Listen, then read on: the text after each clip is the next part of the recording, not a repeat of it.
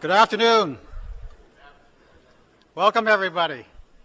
I'm absolutely delighted to see you all. My name is Howard Koh, Associate Dean for Public Health Practice here at the Harvard School of Public Health. And on behalf of the school, I am very pleased to welcome you to the 11th Annual Julius B. Richmond Award ceremony.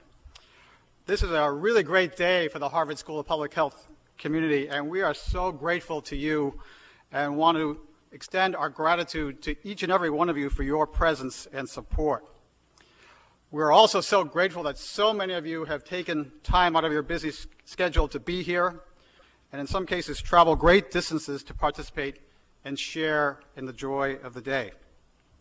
And a special thanks to our friends from New York City, home of this year's honoree, for coming today. And to you Yankee fans, I say, you know what's coming. Welcome to Boston, home of the Harvard School of Public Health and the world champion Boston Red Sox. Thank you.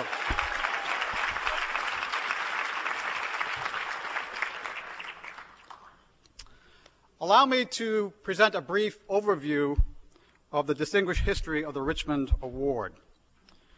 The Richmond Award was established by the school and the Division of Public Health Practice in 1997 and is presented each year as its highest honor. It pays tribute to individuals who, like Dr. Richmond, have demonstrated leadership in promoting improvements in public health for vulnerable populations. Let me describe the extraordinary life accomplishments of Dr. Richmond, who is with us today with his wife, Jean. Dr. Richmond has devoted his life to improving the health status of children in our country and indeed around the world. He served as U.S. Surgeon General and Assistant Secretary of Health under President Carter from 1977 to 1981. He authored a number of critical Surgeon General reports on smoking and other major public health challenges. He created and was the first National Director of the Head Start program. And currently, he is the John D. MacArthur Professor of Health Policy Emeritus at Harvard University. Christine Gregoire and Scott Harshbarger and Matt Myers of the Campaign for Tobacco-Free Kids for their efforts against the tobacco industry.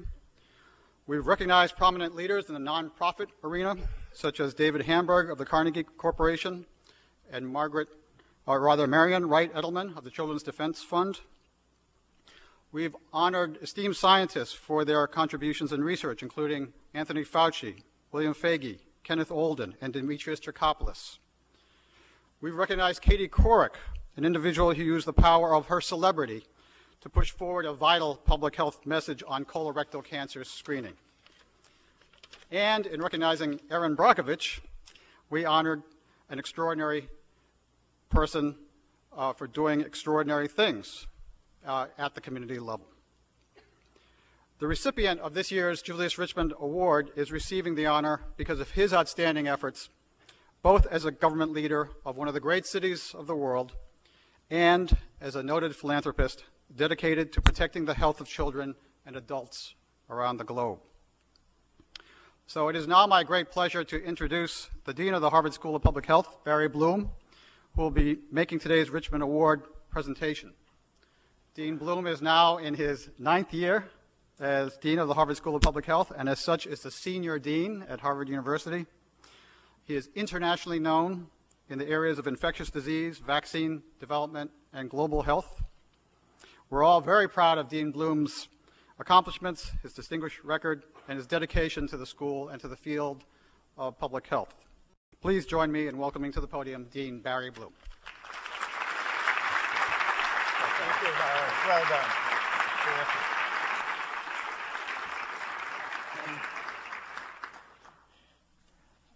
Let me welcome you as well to Red Sox Nation, and thank you all for joining us today.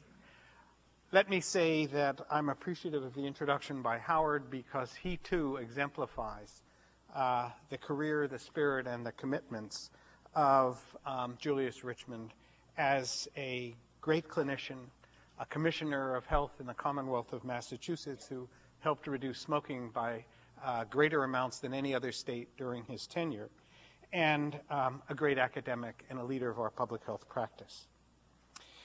It is a tremendous pleasure, as you've heard from Howard, to have Jean and Julie Richmond here, who has been just an incredible friend of everyone, not least the School of Public Health. I'd like to indicate that we're honored as well to have a number of wonderful people here with us today. One is Drew Gilpin-Faust, who is our new president at Harvard University. Drew, you want to stand up? Yeah. Here.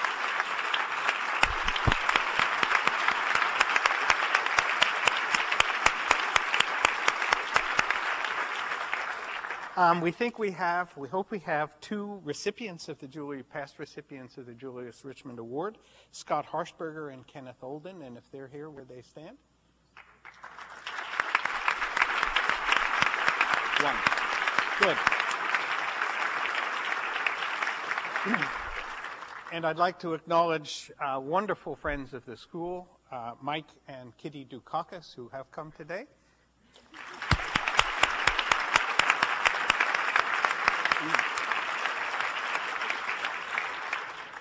And it is a pleasure to welcome Deputy New York City Mayors Patty Harris and Dan Doctoroff, who are here.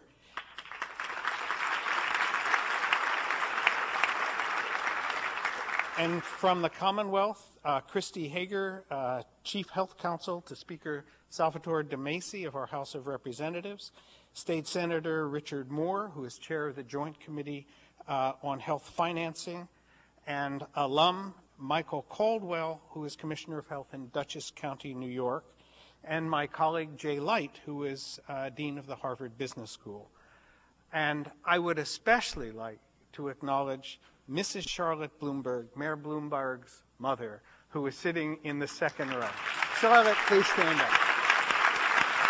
Please.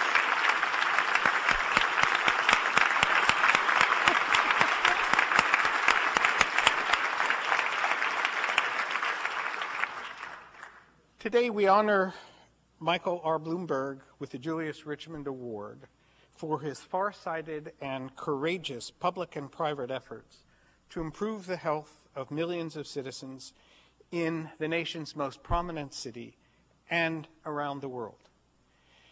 Some of the successful health initiatives for which we honor you, Mayor Bloomberg, with our highest honor include the following: your ban of smoking in bars and restaurants in New York City, which has now been followed by similar regulations in many cities around the country. You're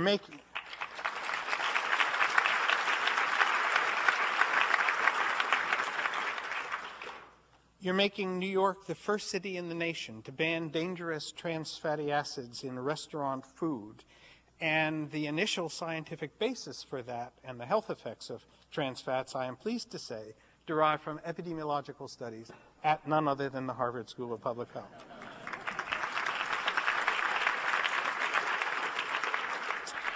Your efforts to counter the obesity epidemic by having calorie content prominently marked in chain food restaurants in New York is a brave new direction to make the public aware of the risks that they face. You're creating a coalition of mayors to keep illegal guns off the streets, and under your leadership, New York City has a decrease in its murder rate of now 17%, and this is an extraordinary achievement. And finally, your recent commitment to create an environmentally sustainable city by 2025 puts you at the forefront of all efforts to control environmental pollutants that threaten the people's health and the health of the planet. We honor you as well for your personal philanthropy to improve the public's health. It has been no less impressive. You have generously been helping victims of domestic violence in New York, and your sponsorship of the Children's Health Fund's mobile medical unit helps children of homeless families around your city.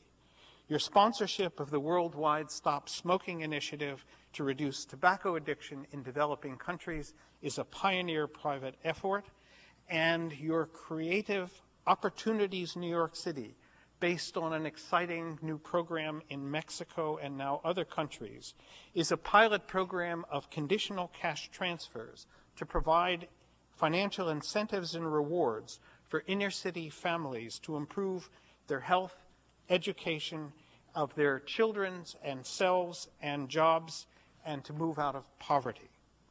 And not least, your major support of one of this nation's great schools of public health, which appropriately bears your name, and which demonstrates your remarkable understanding of the value of public health and long-term commitment to education and research to prevent disease and improve health in the country and abroad. I'm particularly pleased that my friend and colleague, Al Sommer, and his wife, Jill, have been able to join us today, and Al, as Emeritus Dean at the Bloomberg School of Public Health, has been a great leader at the school and in the field of public health.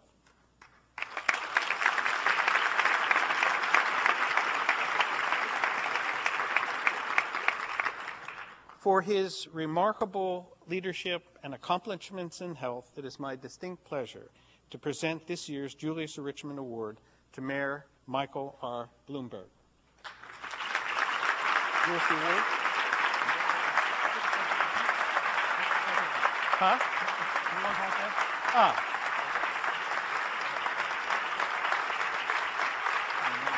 More awards.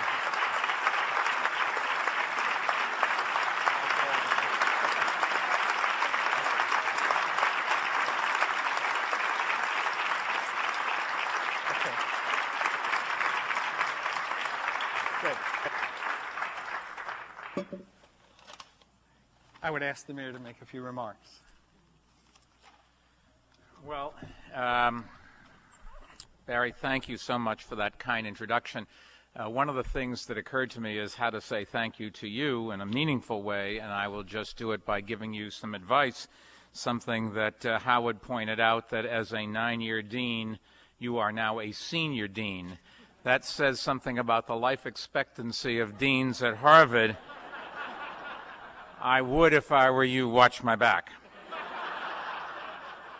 And Howard, let the record show that during your wonderful talk, I did applaud for Dr. Richmond, and I did not applaud when there was the sports reference. But I do come with an offer from the city of New York. We'd now be willing to trade Babe Ruth back to Boston if it will help return the natural order. And as a longtime resident of the Commonwealth of Massachusetts, I must say that only recently, in the last 3 or 4 years, have I heard the Red Sox mentioned so frequently by everybody who's a fan. Anyways, when I grew up here, for the record, I went to day camp with Warren Spahn's daughter. At least that's what my mother tells me. And I did ask Whitey Ford one time a few years ago when I met him, did Warren Spahn have a daughter that's my age? And he said yes, so I probably did. And Mother, correct me if I'm wrong, if we went to Braves Field or Fenway Park once or twice in my life, it would be a lot. We never went.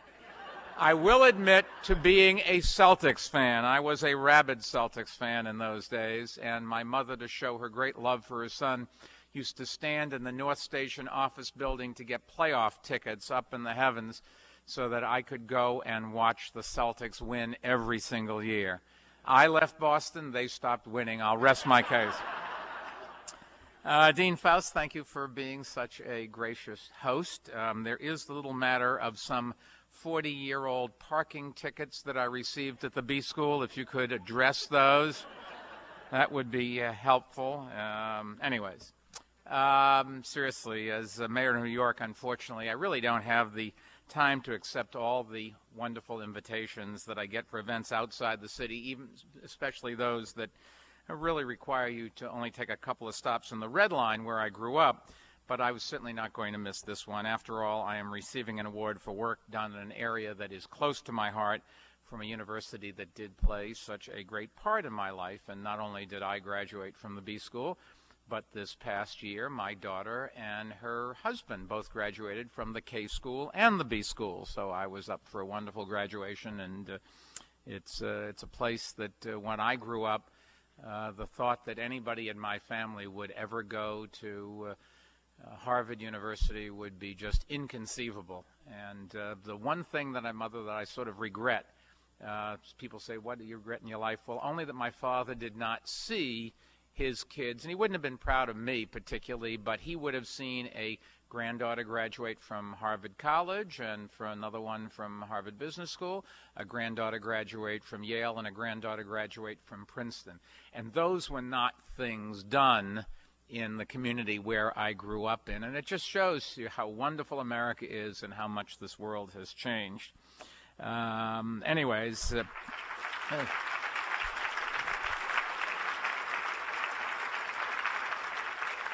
And I must say there's an added privilege of receiving an honor named for such a distinguished scientist. Dr. Richmond is a true champion of public health. He has transformed the field with foresight and innovation, and at 91 years old remains an inspiration for all of us who strive to make this world better. In fact, you would make a perfect match for my 98-year-old mother. Unfortunately, mother, he's not single and his wife is with him. Mrs. Richmond, I trust you won't feel threatened, but, you know.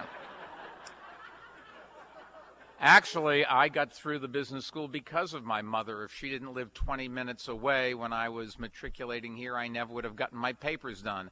I cannot spell and I cannot type. And if it wasn't for her doing that for me, I never would have been a graduate.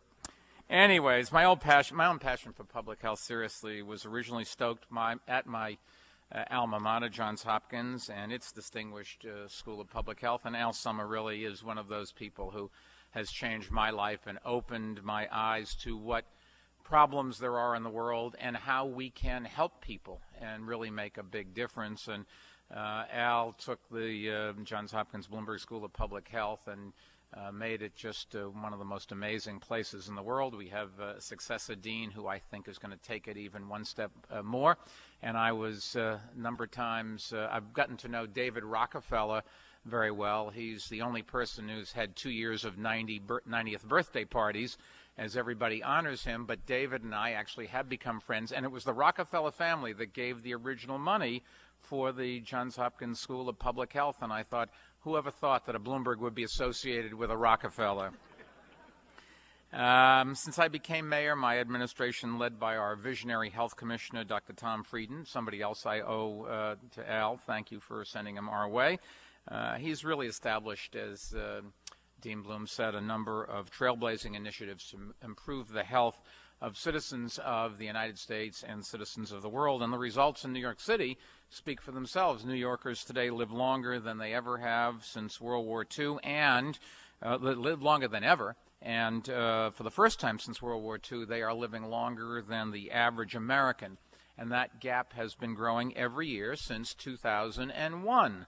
And I came into office January 1st, 2002, just in case you hadn't got the connection. That's right. It is true. If you want to live longer, forget about retiring to a condo in Florida, or why don't you just move to Brooklyn or Queens or anyways in the Big Apple. I can't promise you warmer weather, but we don't have nearly as many mosquitoes, so the chances of malaria are much less. Where New York City has we've been attacking a broad spectrum of public health issues over the past 6 years, but when you really break it down to its roots, the strategy we followed really hinges on two principles. Number one, we respect science. We've based policy not on what we want to be true, but what we can prove to be true. And number two, we take seriously our duty to act on what we know. So we rely on the forceful application of law as the primary instrument of public health policy.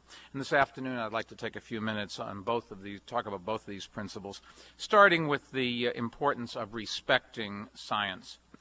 The company I started 25 years ago made its name by giving people timely, reliable information, the right information to make the right decisions at the right time. And we've tried to keep this concept when I came into city government. I've always believed in the power of good, solid data, because if you can't measure a problem, you can't manage it. Now, this might seem like a given, but at all especially in Washington. These days we've seen centuries of scientific discovery take a backseat to political ideology. I'd like to call this phenomenon political science. And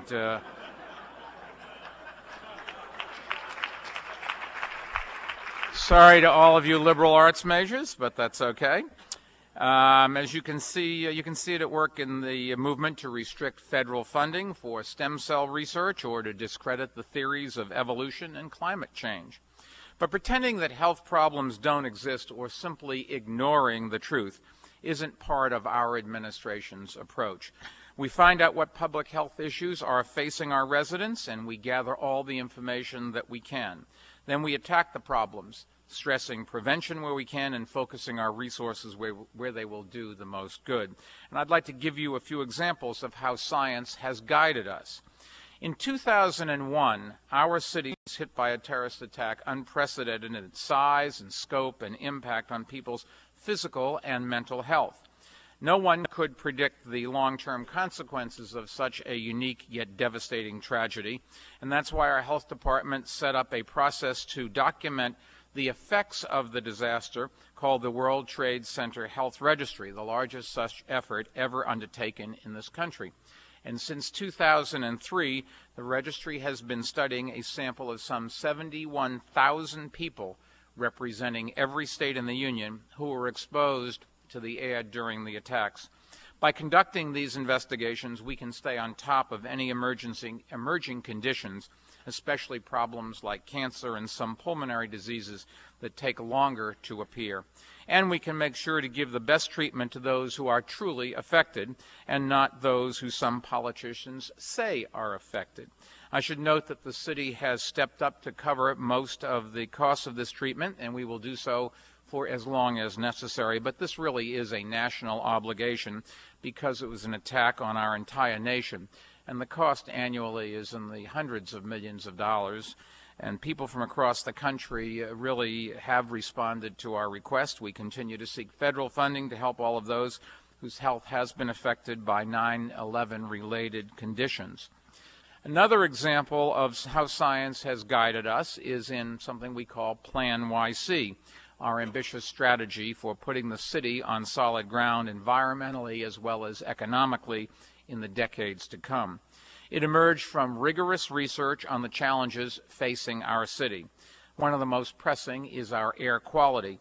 In neighborhoods like Harlem and the South Bronx, you should know, the air is bad and children are hospitalized for asthma at 4 times the national rate. Confronting this problem means directly attacking the sources that contribute to air pollution.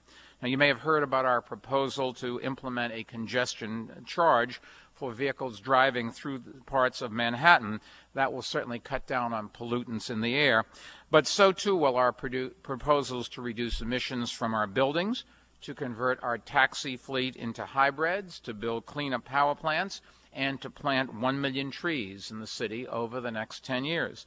In fact, I planted the first of those 1 million trees a few weeks ago in the South Bronx with the help of the one and only Big Bird. After all, who would know more about the importance of trees than Big Bird? Many of Plan YC's elements have been inspired by what other cities around the world have done. We certainly have no aversion to looking and copying best practices. The process of looking to others and building on what they achieve really is a hallmark of science, and it is a big part of all of our public health efforts. A good example is our Nurse Family Partnership Program, which sends experienced nurses into the homes of low-income, first-time mothers who are often ill-prepared for the overwhelming responsibility that comes with caring for a new baby. Around the country, rigorous evaluation of these programs has shown that they dramatically reduce the things we want to see less of, like child abuse, criminal behavior, and infant illness and death, and increases the things we want to see more of, the longer intervals between first and second births, school achievement, and longer-lasting relationships between mothers and fathers. Because of this track record, we felt it was worth giving the program a shot in New York with the help of support from the private sector. Now, we know that investments made in children's early years dramatically and reliably improve his or her odds for good health, educational achievement, and earnings potential later in life. And these are some of the same reasons that motivated Dr. Richmond to launch the landmark Head Start program back in 1965 when I was a student here. So I didn't know we were doing the work at the same time. You changing the world and I struggling to get through graduate school. But that's why we made the Nurse-Family Partnership seriously a key part of our agenda to combat poverty, which affects 1 in 5 New Yorkers. And it's also why we've expanded the program to other neighborhoods in the city, creating a special team of nurses to work with pregnant teens in foster care and women in jails and shelters. Giving young mothers the information they need to strengthen their parenting skills is a crucial part of helping them lead healthy, fulfilling lives. And that's the same philosophy behind our Take Care New York campaign. Take Care New York, you should know, is the most comprehensive health policy agenda ever developed by any city in America. By establishing 10 core priorities with measurable outcomes, it encourages people and their doctors to be proactive when it comes to their health, such as getting screened for cancer and knowing their HIV. Work was created with much in the mold of Dr. Richmond's groundbreaking 1979 report, which established quantitative public health goals for the nation. Already it has helped us reduce the number of New Yorkers who die each year from HIV/AIDS. And over the past 5 years, we've not only seen a 44% increase in colonoscopy screenings, but 265,000 more New Yorkers now have a regular doctor. Now, certainly these kinds of public information campaigns, which rely heavily on public awareness, are invaluable. But we must also recognize that by themselves, they are insufficient to the enormous task at hand. And that brings me to my administration's second guiding principle. We need to pack some power into our punches. It's like the way Mark Twain once described his appreciation for the nature of thunderstorms. Thunder, he said, is good. Thunder is impressive, but lightning does the work. In the realm of public health, public information campaigns are good, but it's the law that really does the work. And that's been demonstrated time and again in areas ranging from mandating vaccinations to requiring automobile seatbelts, to improving workplace safety, to the inspections of meat products, to the fluoridation of water. Public health succeeds by making healthy choices the norm. Clearly, there are many matters of personal behavior and personal taste that we have no business regulating. But just as clearly, there are also areas in which we have an obligation to act on what we know, on what incontrovertible facts tell us. And in New York, we've worked especially hard to bring the forces of law to bear on 3 of these areas: reducing tobacco-related illnesses, combating heart disease and diabetes, and ending the violence caused by illegal firearms. First, let me talk a little bit about tobacco. Tobacco this century will kill 1 billion people in this world. Just think that in 1 century, 100 years, 1 billion people will die from the effects of smoking. Now, we've come a long ways since Dr. Richmond spurred the war on tobacco with his 1979 Surgeon General's report. That landmark publication amplified the irrefutable link between smoking and cancer, pushing the issue back onto the national stage where it has remained. But millions of Americans continue to smoke despite knowing the dangers. We need to develop new solutions. And that's why 5 years ago we introduced New York City's pioneering Smoke-Free Air Act, which wiped out smoking. Its premise, supported by testimony from a Nobel Prize winner and former head of the National Institute of Health, Dr. Harold Varmus, was that waiters and bartenders should not be forced to risk their lives because of secondhand smoke just to earn a living. And you can probably imagine that in the beginning I wasn't the most popular person in some parts of our city. Even some of my good friends opposed the ban, and they weren't very shy about saying so. Whoopi Goldberg, you should know, sent me an ashtray.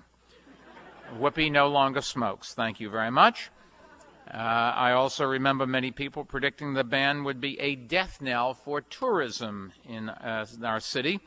Some feared no one from places like Italy or Ireland would ever come to visit the city again.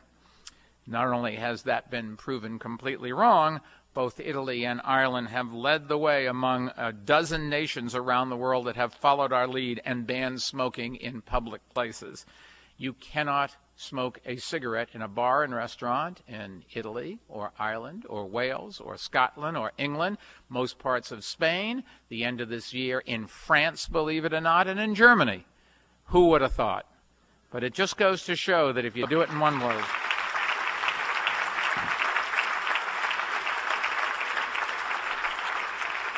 And I am happy to say that more than a dozen states in America, but not our country yet, and many cities from Maine to Montana to New Mexico, more than half of all Americans are now protected from secondhand smoke in their place of employment.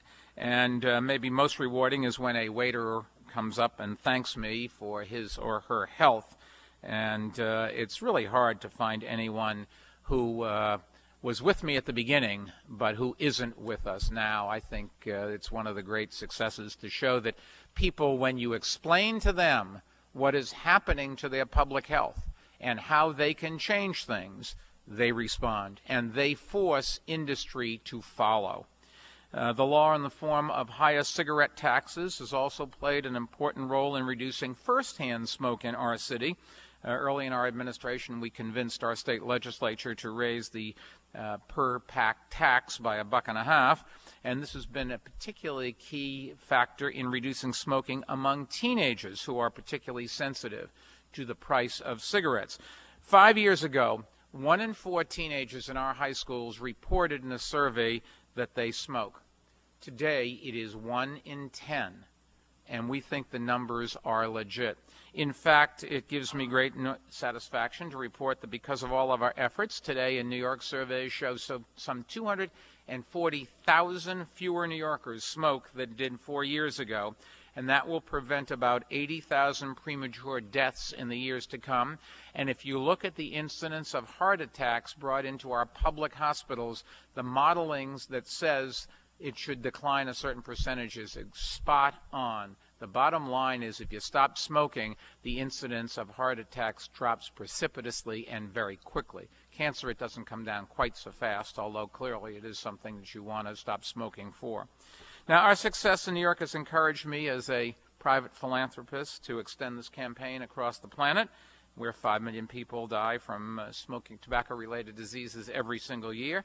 Last year, our foundation, run by Deputy Mayor Patty Harris, committed $125 million towards the first 2 years of an initiative to combat smoking in developing countries where 2/3 of the smokers live. In fact, 50% of the smokers in our world live in 5 countries: Russia, China, India, Bangladesh, and Indonesia.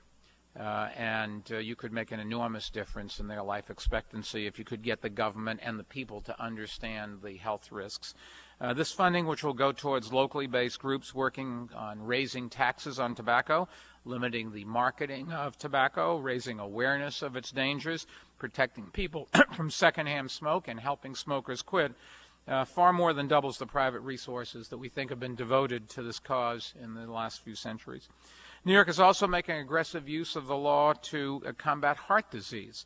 In 2006, we passed a regulation, also controversial, which phases out the use of artificial trans fats in restaurants. And just as we did with our smoking ban, we faced a lot of opposition, but once again, we let science drive the message. Artificial trans fats have been shown to increase the rate of heart disease and are likely responsible for at least 500 deaths in New York City every year.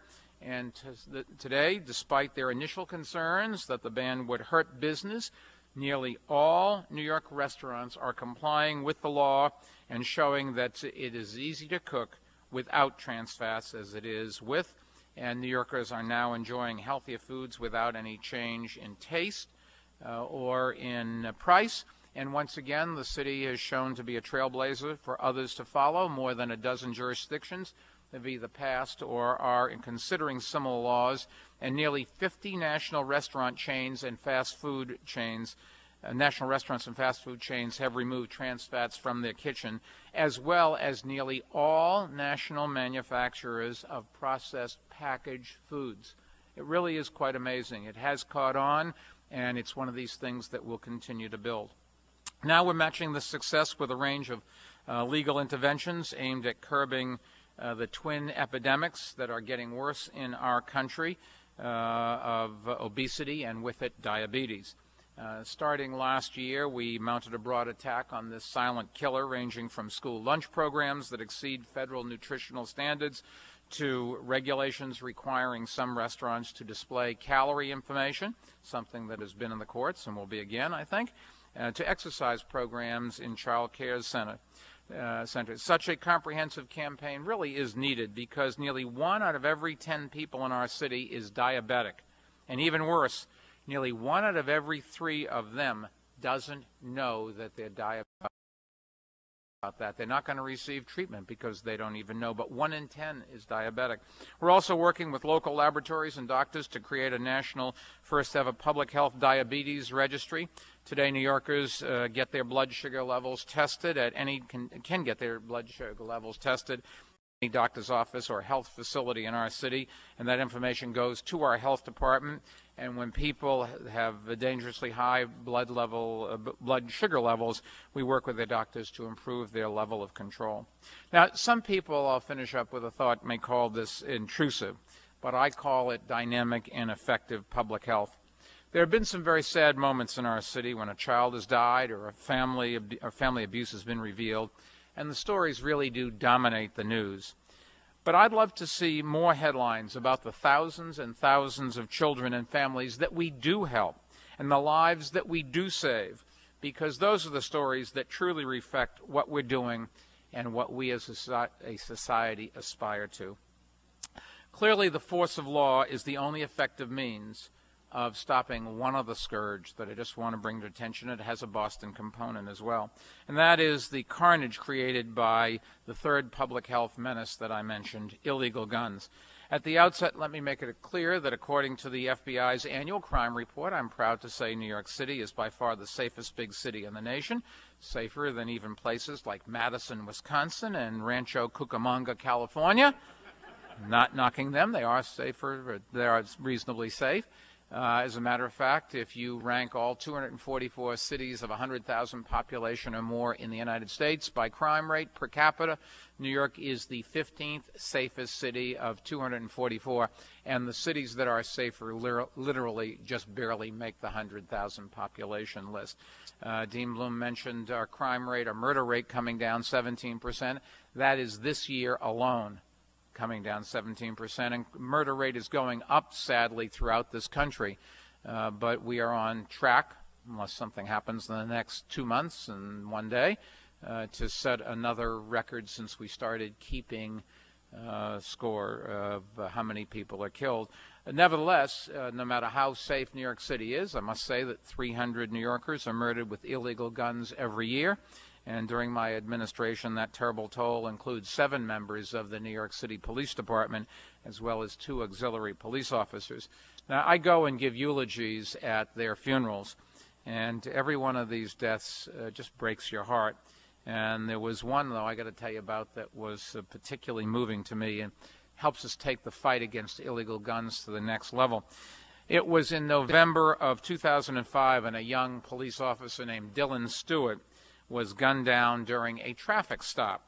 And despite the doctor's best efforts, the cop died on the operating table. Afterwards, we always have a press conference at the hospital whenever one of these tragic incidents occur, and there's the police commissioner and all the brass there, and the mayor conducts the press conference. But this time, we had the hospital's director of trauma surgery, Dr. Robert Kurtz, who volunteered to come out and join us to address the press. The doctor was exhausted, still in his scrubs, which I would say was just covered with blood. And calmly and professionally, he explained how his team had tried to save the officer's life, how they had reopened the young man's chest after the first surgery had failed, and how he had held the officer's heart in his hand, all to no avail, I'm sad to say. And then at that moment, having seen so many gunshot victims in his ER that the Army now comes to him for training, he felt compelled to speak out forcefully and publicly about the awful bloodshed produced by guns on our streets. I don't think there's any question but that his candor that day touched the hearts of our city, and it galvanized us to apply the law with more energy than ever before. But first, as always, we took a look at the data. Let me tell you what we found. About 30 Americans are killed each day, murdered each day, by handguns. That's the equivalent of a Virginia Tech massacre every single day in our country.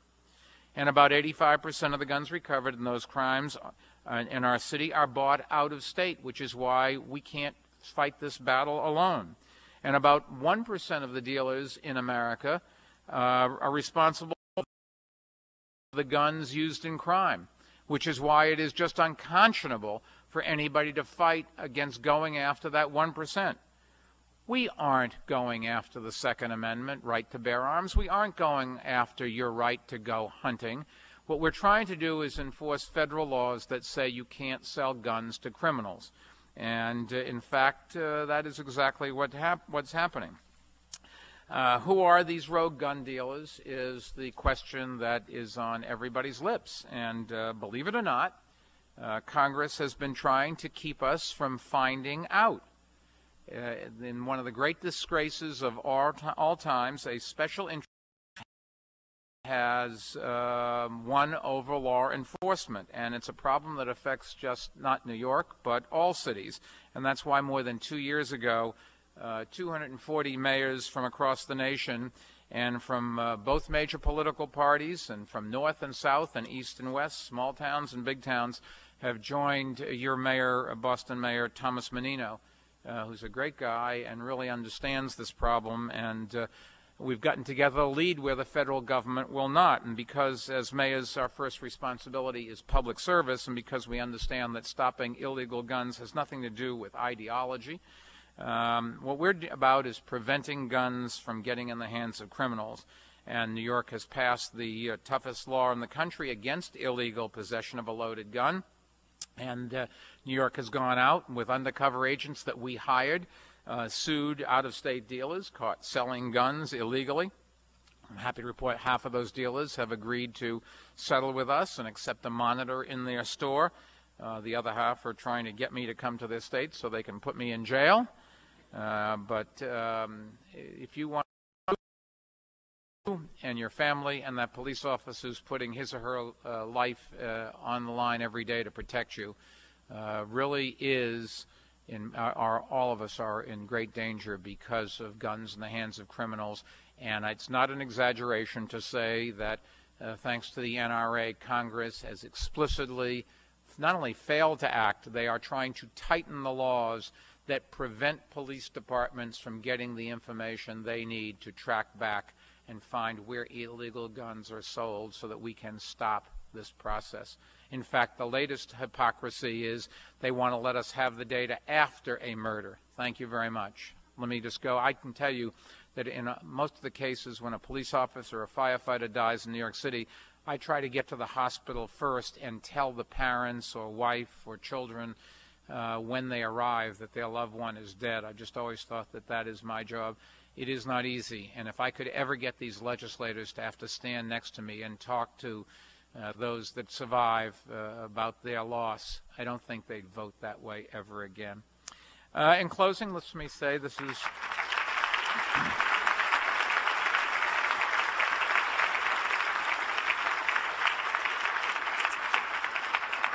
In closing, just let me offer my gratitude once again for this very kind and surprising honor. If you had told me 4 decades ago during my days here on campus that one day I would receive the School of Public Health's highest award, it would have seemed ridiculous. And given my academic record, my professors would have been even more surprised. Just for the record, my academic record is in elementary school, junior high school, college, and graduate school. I was always one of those people that made the top half of the class possible.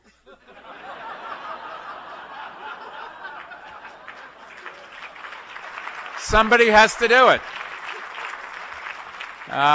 Seriously, my life's taken a number of unexpected turns, and I'm happy to discover a passion for public health, even if it took me a little bit longer to find that passion than most of you in this room. I applaud you, especially the students who are finding your calling too. Public health might not produce the immediate results and instant gratification of private medicine. It certainly doesn't provide very much money or glory, but guided by the best research and the most judicious application of the law, it really can make a huge difference for millions and millions of people. And I can't imagine better ways to spend your life or do anything you could do to make a bigger impact.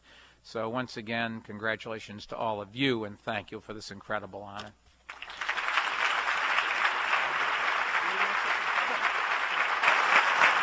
You can stay up here.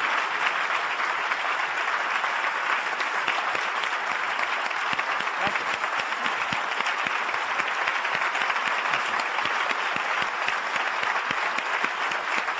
Thank you. Thank you. Thank you. Thank you. Thank you. Thank you very much. My mother seems happy, for the record.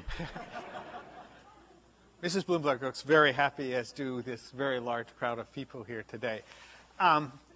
Two comments. One is to say that the mayor has graciously agreed to answer some questions. He, I think, likes some give and take. There are just certain things that will be out of order, particularly personal preferences like baseball teams and football teams and other personal preferences, but the floor is open for questions if anyone would like to ask. Yes, please. Thank you, Mayor Bloomberg. Can you tell us what health policy recommendations would you make to Mayor Menino in the city of Boston? Well, you know, I'm not familiar with what things the mayor is doing. I will say this, I've gotten to know Tom, and he really is a forward-thinking guy who's trying to improve the public health of the citizens that he's been lucky enough to serve. The part that I have worked with him on is the anti-gun initiative, and Boston, just like New York City, you know, in big cities, and actually it's true in rural areas as well, but the concentration in big cities means that you really do run a risk from having people with criminals that have guns illegally and use them. They commit robberies, they pull the trigger when they panic, or maybe sometimes deliberately. A lot of times they don't hit the person they intended, they hit other people. I'm not sure why that's better. Life is a life, but you know, you read stories of a poor kid sitting outside their house and the next thing you know, there's a bullet. And you know, you'll have to ask Tom about the specifics of other things in Boston, but that's one of the things that I have worked with him on. So. Please.